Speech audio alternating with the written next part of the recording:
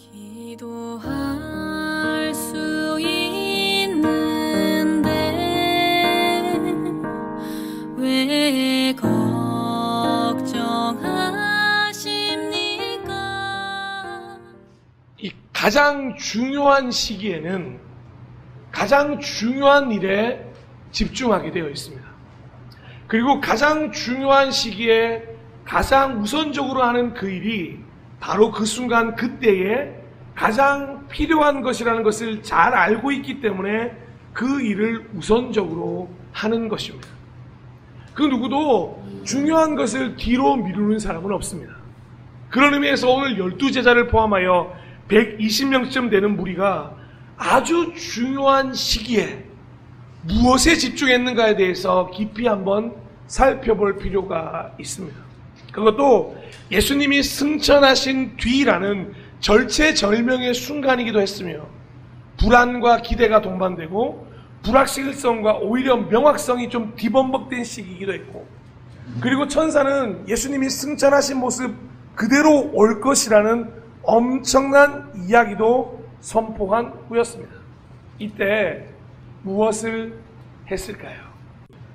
자, 올리브산에서 예수님의 승천을 목격하고 이 놀라운 선포를 방금 듣고는 제자들과 사람들이 예루살렘으로 돌아왔습니다. 그리고는 예루살렘 성 안으로 들어와서 자기들이 묵고 있었던 다락으로 올라가 함께 한 마음으로 이 행동을 하기 시작합니다. 그리고 그 행동을 설명하기 전에 마치 한 명 한 명 역사의 주인공을 설명하듯이 성경은 그 이름을 나열하고 있습니다.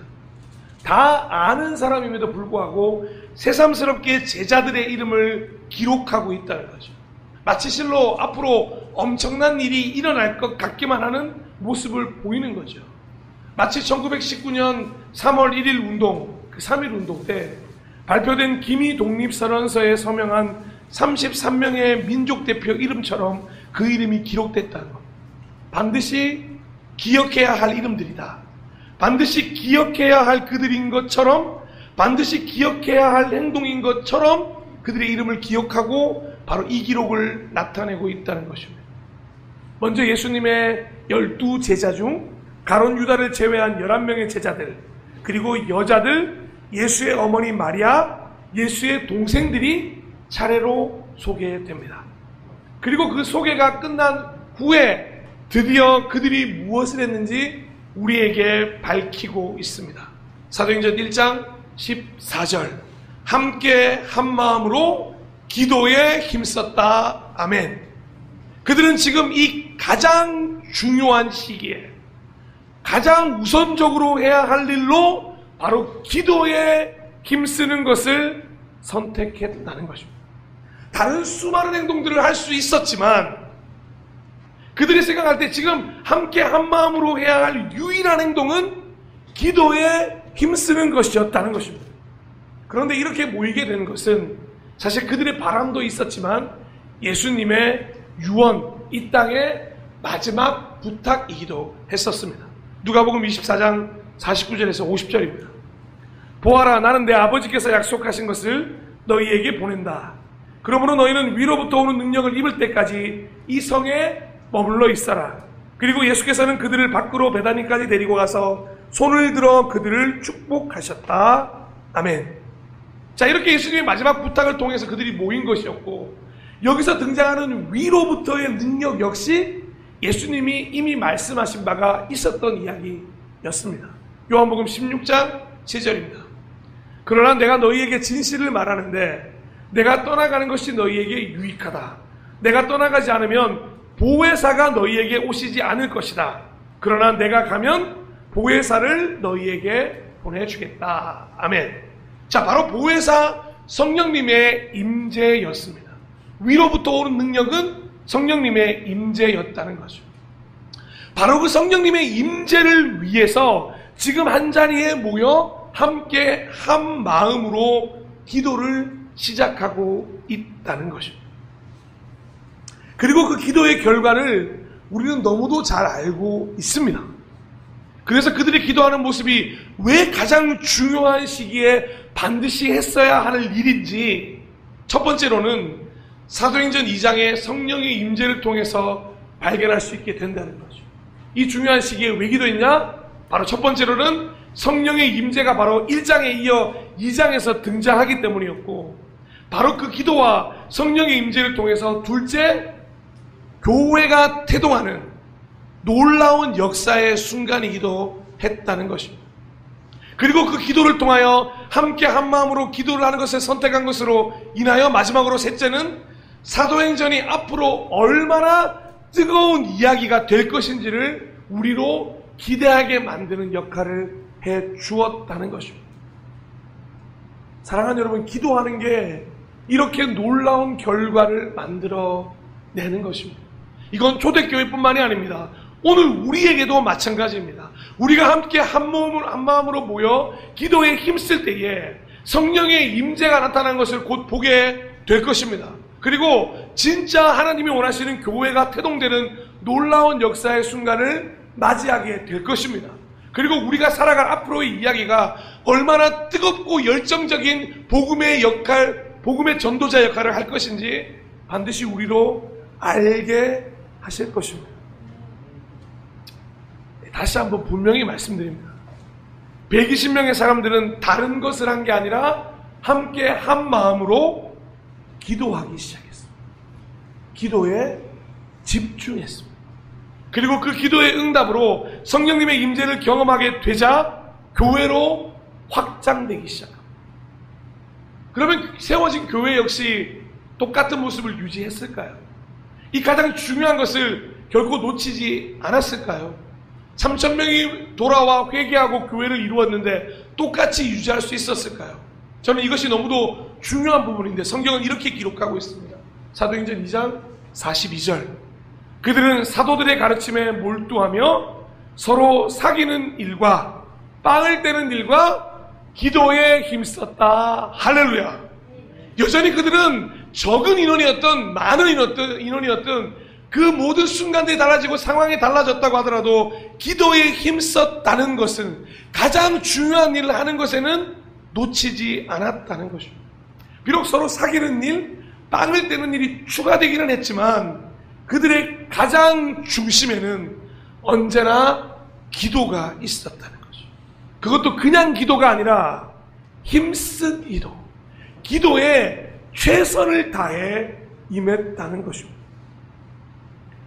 사랑하고 존경하고 축복하는 예배자 여러분, 동역자 여러분, 우리 중 누구도 기도가 중요하지 않다고 말하는 분은 한 분도 없을 것이라고 생각합니다.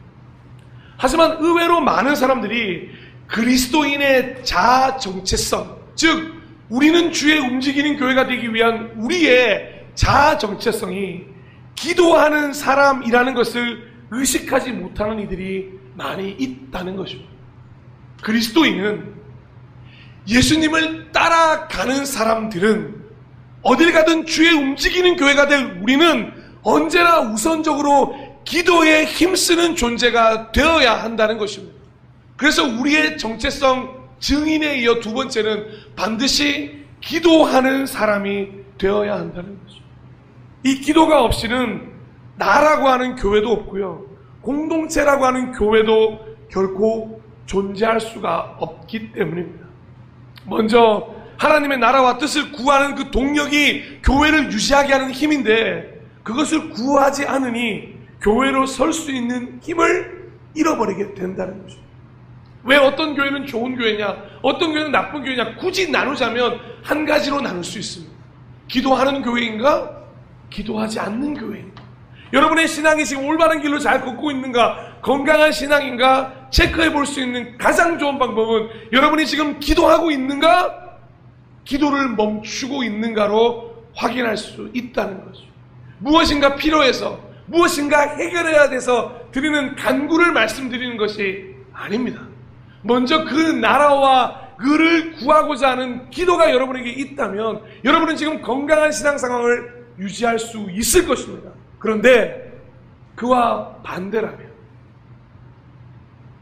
우리는 지금 교회를 유지해 나갈 힘조차 잃어버리고 있다는 것을 잊지 말아야 한다는 것입니다. 생각해보면 하나님은 우리에게 기도라는 놀라운 특권을 허락해 주신 것입니다. 이건 거저받은, 세상에서 가장 거저받은 것 중에 값진 선물이라고 해도 과언이 아닙니다. 그래서 하나님은 이 기도에 대해서 놀라울 정도로 많은 축복의 말씀을 성경에서 기록하셨는데요. 하나씩 한번 따라가 보죠. 예레미야 29장 12절에는 기도를 이렇게 축복합니다. 너희가 나를 부르고 나에게 와서 기도하면 내가 너희의 호소를 들어주겠다. 아멘. 여러분, 얼마나 놀라운 단어이고 놀라운 기록입니까? 우리가 주님께로 가서 부르고 기도하기만 하면 그 호소를 들어주겠다고 말씀하셨고, 또한 이어지는 33장 3절에서는 내가 나를 부르면 내가 네게 응답하겠고, 그 다음 정말 좋은 말 아닙니까? 내가 모르는 크고 놀라운 비밀을 너에게 알게 해주겠다. 아멘. 또한 마태복음 18장 19절에서는 이렇게 기도합니다. 내가 진정으로 거듭 너희에게 말한다. 땅에서 너희 가운데 두 사람이 합심하여 무슨 일이든지 구하면 하늘에 계신 내 아버지께서 그들에게 이루어 주실 것이다. 아멘. 오늘 우리 두세 사람이 이상 모여 주님께 구하는 것, 주님께서 허락해 주실 것을 믿습니다. 그렇게 기도를 축복하신 거죠. 이어지는 마태복음 21장 22절에서는 또 너희가 기도할 때에 이루어질 것을 믿으면서 구하는 것은 무엇이든지 다 받을 것이다. 할렐루야. 얼마나 기도를 축복해 주고 싶으시면, 아니 반대로 이야기하면 얼마나 사람들이 기도하지 않으면 이렇게까지 축복하시겠냐는 겁니다. 마지막으로 야고보서 5장 15절에는 더 놀라운 말씀이 있죠. 믿음으로 간절히 드리는 기도는 병든 사람을 낫게 할 것이니. 아멘. 오늘 병드신 분이 있으십니까? 여러분의 믿음의 기도로 싹 낫고 돌아가신 역사가 있기를 축복합니다. 우리 자녀들에게 축복하십시오. 감기 걸리셨습니까? 하나님, 오늘 이 믿음의 기도를 통해서 병이 싹 따라진 역사가 있기를 소망합니다. 주님께서 그를 일으켜 주실 것이고, 그가 죄를 지은 것이 있다면 용서를 받게 하는 게 바로 기도라고 야고보서는 우리에게 이야기해 주고 있다는 것입니다. 사실 이런 축복도 중요하지만요, 가장 중요한 게 뭔지 아십니까? 하나님께서 가장 직접적으로 우리에게 요청하신 것이 기도라는 사실. 하나님이 우리에게 이걸 반드시 해야 한다고 말씀하신 것 중에 하나가 바로 기도라는 것입니다. 그래서 기도에 대해서 가장 대표적으로 말씀드릴 수 있는 데살로니가 5장 17절, 무슨 말씀이죠? 쉬지 말고 기도하라. 이 권면은 우리를 괴롭히기 위해 존재하는 말씀이 아니라, 하나님께서 우리를 괴롭히시려는 것이 아니라 우리를 향하신 하나님의 놀라운 은혜와 축복이 이어질 수 있는 행위가 되는 것입니다. 그러니 세상을 살아갈 수 있는 열쇠를 우리에게 주신 것과 마찬가지죠. 고통과 어려움을 모든 순간들을 해결해 나갈 수 있는 그 길이 뭐냐? 쉬지 말고 내게 기도해라. 그러면 내가 그 길을 너에게 보여주겠다 말씀하시는 거죠. 그래서 우리 그리스도인들은 기도를 결코 소홀하게 생각해서는 안 됩니다. 그리고 기도하는 것을 멈추지 말아야 합니다. 기도하는 사람이라고 하는 정체성을 유지하기 위해서 우리는 반드시 계속해서 기도할 수 있어야 한다는 것입니다. 그래서 기도로 호흡하는 사람이 되셔야 합니다. 쉬지 않고 기도가 호흡처럼 흘러나오는 사람, 그게 바로 나의 모습이 되어야 한다는 거죠. 말씀을 보통 생명의 양식이라고 부릅니다. 그러면 기도를 뭐라고 부르나요? 생명의 호흡이라고 부릅니다. 그런데 이 말은 그냥 나온 말이 아닙니다. 사람이 빵으로만 사는 것이 아니라 하나님의 말씀으로 영양분을 공급받아 살 수 있는 것처럼 기억하셔야 됩니다. 사람은 빵으로만 사는 게 아닙니다. 하나님이 주시는 힘으로 살 수가 있는 것입니다. 사람이 세상의 공기로만 호흡을 하는 것이 아니라 하나님께 기도를 드리는 이 기도를 통해서 영적 생명의 이 호흡이 있어야 한다는 것입니다. 우리가 코로 숨을 쉬고 입으로 숨을 쉬는 것 같아 보이지만 진짜 그리스도인의 호흡은 기도할 때 제대로 열리게 된다는 사실인 거죠. 이 놀라운 비밀을 잊지 않는 사람들이야말로 빵과 하나님의 말씀을 더불어 먹고 공기와 기도를 더불어 호흡하는 사람이 되는 것입니다. 다시 한번 간곡히 부탁드립니다. 우리는 기도하는 사람이 되어야 돼요. 여기 우리는 주의 움직이는 교회에서 우리는 기도하는 이라는 말을 포함하는 우리가 되어야 한다는 것입니다. 그래서 정확하게 얘기하면 기도하는 우리는 주의 움직이는 교회라는 말로 완성되어져 가야 한다는 거죠. 메시대는 그런 사람을 찾고 있습니다. 위대하고 놀라운 일들을 행하는 영웅들도 물론 필요합니다. 그런 분들도 계셔야죠. 하지만 사실 가장 필요한 영웅이 어떤 영웅인지 아십니까? 하나님의 은혜를 구하며 긍휼을 구하며 아버지의 얼굴을 구하며 하나님의 뜻과 나라를 위해 오늘도 기도의 자리로 나아가는 그 사람이 진짜 영웅이라는 것입니다. 여러분, 이 진짜 영웅이 되어주시지 않겠습니까? 나 자신을 위한 기도, 내 가족을 위한 기도, 내 교회를 위한 기도를 넘어서서 이 나라를 위한 기도, 전 세계를 위한 기도로 나아갈 수 있도록, 실제로 그 기도를 하다 보면 그 기도가 어찌 보면 사실상 세상에서 가장 위대한 일이 될 수 있다는 것입니다. 사랑하는 동행자 여러분, 오늘도 기도 앞에서 망설이고 계십니까? 지난 한 주간을 돌아보십시오. 기도의 자리에 분명히 나아가야 하는 줄 알면서도 망설이고 계셨던 때가 있으셨습니다. 기도해야 하는데, 기도할 수 있는데, 이런 말로만 그냥 세월을 흘려보내고 계시지는 않으십니까? 예수님의 승천하신 후에 모였던 그 120명의 성도들은 결국 그냥 허송세월을 보냈던 것이 아닙니다. 밖에서 볼 때는 그럴 수 있어요. 아무것도 하지 않고 저 다락방에 틀어박혀 기도하는 그들을 이해하지 못했을 수도 있을 것입니다. 하지만 하나님이 가장 원하셨던 그들의 기도를 통해 하나님은 가장 중요한 일을 하기 시작하십니다. 그 기도가 없었다면 성령님의 임재가 없었을 것이며, 성령님의 임재가 없었다면 교회가 없었을 것이며, 교회가 없었다면 사도행전은 쓰여지지 않았을 것입니다. 그러면 나아가 신약 성경도 존재하지 않았을 거죠. 그 모든 기초가 어디서부터 시작했냐면 바로 이 기도를 선택한 것에서 시작했다는 것입니다. 이 당시에도 놀라운 일을 행하셨던 하나님, 저는 이 하나님께서 지금도 살아계심을 믿습니다. 이 사도행전의 하나님이 오늘 2025년 1월 12일에 하나님이심을 믿습니다. 오늘도 살아계셔서 기도하는 자와 함께 하시고 들으시고 그 기도에 응답하심으로 놀라운 일들이 일어나는 역사 한가운데 우리를 세워주실 것입니다. 사랑하는 여러분, 다음 한 주간 정말 그 기도의 역사 가운데 한번 서보지 않으시겠습니까? 내가 기도한 것을 하나님이 어떻게 이끌어 가시는지를 그 역사 가운데 서서 하나님의 손 붙잡고, 하나님 이렇게 일하시는구나, 하나님 이렇게 역사하시는구나, 하나님 우리의 마음을 이렇게 뜨겁게 하시는구나. 생각해보면 얼마나 기도할 게 많습니까? 진짜 많더라고요. 근데 무엇부터 기도해야 될지 몰라서 많은 분들이 어떤 것부터 기도하면 좋을까요? 좋은 예를 몇 가지 들어달라고 해서 이 시간에 기도가 어려우신 분들에게 몇 가지 기도의 예제를 좀 나눠드리고자 합니다. 한번 여러분의 한 주간 기도가 어려운 분들에게는 이 기도가 한번 시작되기를 바라는데, 첫 번째로는 우리 다 함께 한번 읽어볼까요? 시작! 하나님 성령의 임재를 허락하여 주시옵소서. 다시금 우리 모두 위에 성령 하나님의 기름 부으심을 허락하여 주시옵소서.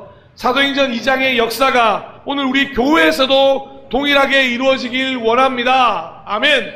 단 20초도 안 되는 이 10몇 초 되는 기도, 이 한 구절이 사도행전 2장의 역사를 오늘 우리 교회의 역사로 바꿀 줄로 믿습니다. 그리고 또 이렇게 기도하는 거죠. 하나님, 우리 모든 인생들을 도와 주시옵소서. 하나님, 우리의 선한 목자가 되어 주시옵소서. 2초, 3초의 짧은 기도라고 느껴지십니까? 아닙니다. 이것이야말로 우리의 인생을 이끄는 단어가 될 것입니다. 또한 기도하죠. 하나님, 기도할 수많은 것들이 생각나게 하사 기도로 풀게 하여 주시옵소서. 마지막으로, 하나님, 기도 앞에서 망설이며 기도하지 못하고 있는 저를 긍휼히 여겨주시고 도와주시옵소서. 여러분, 별것 아닌 것 같은 이 기도들이 여기서부터 시작하는 거예요. 한번 곰곰이 생각해 보십시오. 성령의 임재가 일어나기 전에 120명의 무리들이 뭐라고 기도했겠습니까? 오로지 하나였습니다. 예수님이 약속한 것을 보내주시옵소서. 그 말 외에는 특별히 할 수 있는 말이 없었을 겁니다. 거창하지 않았고 대단하지 않았고 위대한 언어 구절들이 아니었다는 겁니다. 어떻게 보면요, 하루하루 흘러가면서 시간이 더뎌지면서 지친 사람들은 하나님 언제까지입니까 대체? 라고 기도했을 수도 있습니다. 가장 중요한 건 기도를 한 것에서 있다는 것. 말씀을 정돈하고 정리하도록 하겠습니다. 가장 중요한 시기에 가장 우선적으로 해야 할 일이 있습니다. 우리가 주의 움직이는 교회가 되기 위하여 반드시 소유하거나 회복해야 할 정체성, 바로 기도하는 사람입니다. 기도가 없으면 교회도 없습니다. 기도가 없으면 아무것도 할 수 없고, 기도가 없으면 삶에서 아무런 능력도 일어나지 않고, 기도가 없으면 아무런 변화가 생기지 않고, 기도가 없으면 하늘의 뜻이 이 땅에 도달할 방법이 없습니다. 그런데 반대로 생각하면 놀랍지 않습니까? 기도한다면 교회가 세워지고 모든 일이 가능하고 능력과 변화가 일어나고 하늘의 뜻이 이 땅에 이루어지는 것을 보게 된다는 것입니다. 그러면 어떤 걸 선택하시겠습니까? 여러분들 무엇을 선택하시겠습니까? 가장 중요한 이 시기에 가장 우선적으로 해야 할 그 일로 무엇을 선택하시겠습니까? 진로 때문에 두려우십니까? 혹여나 하나하나 해결되지 않는 문제들로 걱정되십니까? 어떻게 가야 될지 몰라 도대체 방법도 모르겠고 방향도 모르겠을 때, 오늘 예수님은 기도를 선택하라고 우리를 쫓아가십니다. 그 손을 잡으시는 여러분 되시기를 축복합니다. 마지막으로 옛날에 많이 불렀던 복음성가 가사 한 구절 나누고 설교를 마무리할 텐데, 오늘 흘러나오기도 했는데 그 찬양 아십니까? 기도할 수 있는데 왜 걱정하십니까? 기도하면서 왜 염려하십니까?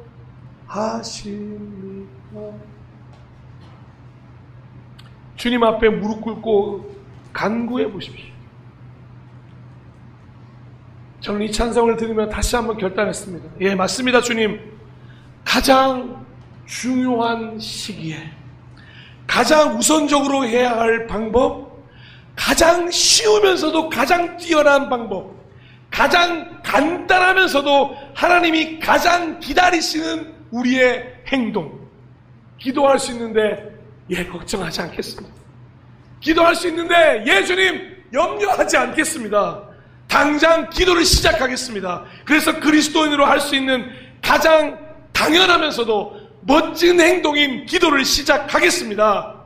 그렇게 우리 모두 기도하는,